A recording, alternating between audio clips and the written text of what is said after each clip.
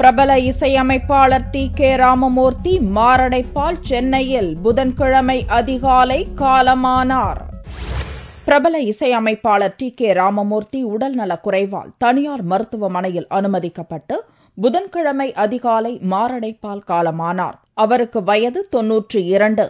இவருக்கு 7 மகள்களும் 4 மகன்களும் உள்ளனர். திருச்சியில் 1922ஆம் ஆண்டு பிறந்த டி.கே. ராமமூர்த்தி வயலின் வித்வானாக திகழ்ந்தார். தனித்து பல கச்சேரிகளை நடத்தி வந்த டி.கே. ராமமூர்த்தி சென்னைக்கு வந்து பிரபல இசையமைப்பாளர் விஸ்வநாதனுடன் இணைந்து பணம் என்ற திரைப்படத்திற்கு இசையமைத்தார். இதைத் தொடர்ந்து ஏராளமான சினிமா படங்களுக்கு இவர்கள் இருவரும் சேர்ந்து இசையமைத்து மெல்லிசை மன்னர்கள் என்று புகழ் பெற்றனர்.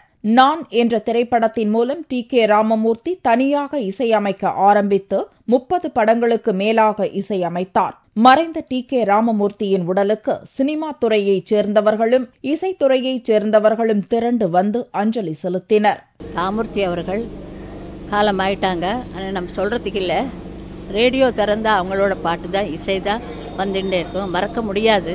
அது மாதிரி அவருக்கான ஒரு இடம் ஒதுக்கி வச்சிட்டாங்க. அவர் புகழ் என்றென்றும் நிலைக்கட்டும். சென்னை ராயப்பேட்டையில் வசித்து வந்த டி.கே. ராமமூர்த்தியின் இறுதிச் சடங்கு வியாழனன்று காலை நடக்கிறது.